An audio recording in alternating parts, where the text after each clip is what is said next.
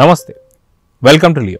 మనతో ఉన్నారు senior journalist Hemasundar గారు. సార్ నమస్తే. నమస్తే అండి. సార్, మనం చూసుకుంటే మిశ్రా బ్రదర్స్ ఎవరైతే ఉన్నారో, ఏదైతే ఆధ్యాత్మికంగా డివోషనల్ చాంటింగ్స్లో వాళ్ళిద్దరు ఫేమస్ అని చెప్పి అందరికీ తెలిసిందే.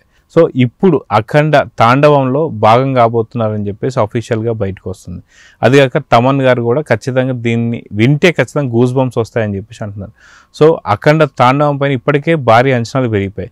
సో ఇప్పుడు వీరిద్దరి కలయికతో ఎలా ఉండబోతుంది అంటే ఏం చెప్తారు? అంటే ఈ మధ్యకాలంలో ఒక తారక మంత్రం అనుకోవాలి శ్లోకాల్లో. ఎందుకంటే హనుమాన్ దగ్గరలో కూడా మొదలైంది అది. హనుమాన్లో కూడా హరిగౌర గారు తీసుకొచ్చారు పెదముత్తి ఆశ్రమంలో. ఇంటర్వ్యూలో కూడా చెప్పారు ఆయన. అక్కడ ఆ ఎలివేషన్స్కి చాలా హెల్ప్ అయింది క్లైమాక్స్లో హనుమంతుడిని రివీల్ చేసే సమయంలో. ఈ మధ్యన మిరాయిలో కూడా ఒక మిరాకిల్ చేశారంటే కేవలం ఆ చాంటింగ్ ద్వారానే, ఆ ఎలివేషన్స్ ద్వారానే జరిగింది. ఇప్పుడు కాంతారాలో కూడా ఆ తరహాలోనే.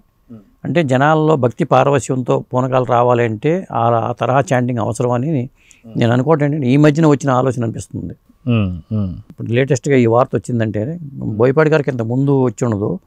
ఈ మధ్యన రకరకాలుగా ఇలా ఎలా ఎలివేషన్స్కి ఎలా ఉపయోగపడుతున్నాయి.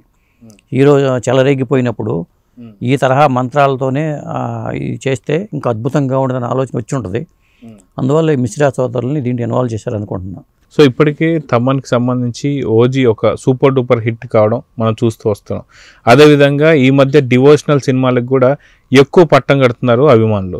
ఆ విధంగా చూసుకుంటే ఓజీ హిట్తో అఖండ మీద ఇప్పుడు ఇంకా భారీ అంచనాలు పెరిగిపోయి ఎస్ఎస్ తమన్ పైన పెట్టినటువంటి ఒక బాధ్యతలు. సో ఇప్పుడు తమన్ బాధ్యతలు ఎలా ఉన్నాయంటే ఏం చెప్తారు? అంటే ఇప్పుడు మనకి ఈ మిశ్రా సోదరుల గురించి మనం మాట్లాడుతున్నాం కాబట్టి ముందు పండిత్ శ్రవణ మిశ్రా, పండిట్ అతుల్ మిశ్రా వీళ్ళు సంస్కృత శ్లోకాలు పఠించడంలో దిట్టలు. దాంతో వీళ్ళు ఆ గుర్తింపు సోషల్ మీడియాలో వీళ్ళకుంది. వాళ్ళని దీంట్లో భాగం చేయాలనే ఆలోచన ఎవరికి వచ్చిందో తెలియదు కానీ మొత్తానికైతే వాళ్ళ మనకి శ్లోకాల ఇది దాటి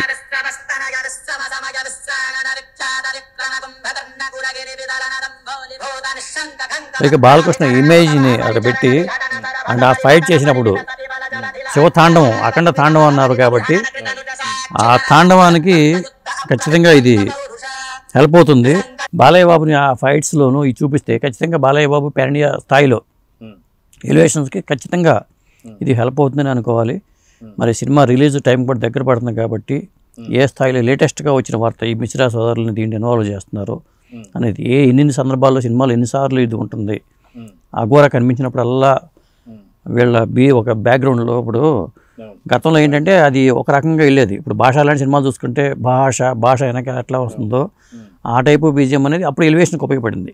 ఇక్కడ డివోషనల్ టచ్ ఉన్నప్పుడు ఏం చేయాలంటే డివోషనల్తోనే చేయాలి. అది చాలా ఖచ్చితంగా హెల్ప్ అవుతుందని అనుకుంటున్నాను నేను. సో ఓవరాల్గా అఖండ తాండవ పైన ఇప్పటికే భారీ అంచనాలతో ఉన్నటువంటి ఒక ఆంధ్ర ప్రజలకి ఇప్పుడు ఈ యొక్క వార్త కూడా ఒక గూస్ బంప్స్ తెప్పిస్తుందని చెప్పి అనుకోవాలి. కాకపోతే ఈ సినిమాలో ఇంకా ఎక్కువగా మించి మనకి మహాకుంభమేళకు సంబంధించిన సన్నివేశాలు కావచ్చు, అటు హిమాలయ సన్నివేశాలు కావచ్చు, ఇలా చాలా ఉండబోతున్నాయి. సో ఖచ్చితంగా భక్తులు ఎవరైతే ఉన్నారో శివభక్తులు అందరూ కూడా ఈ సినిమా చూడాల్సిందే అని చెప్పేసి చాలామంది ఇప్పటికీ అంటున్నారు. మీరేమంటారు?